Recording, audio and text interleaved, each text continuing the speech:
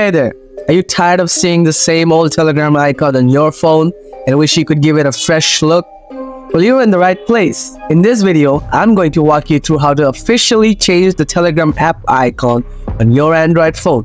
Let's dive in and get started. First, open the Telegram app on your phone.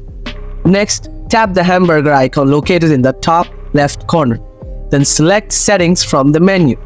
In the Settings menu, tap on Chat Settings.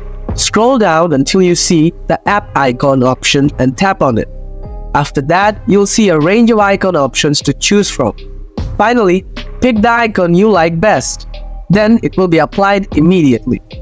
And that's it. Now you know how to personalize your Telegram app icon on your Android phone. If you found this video helpful, give it a thumbs up.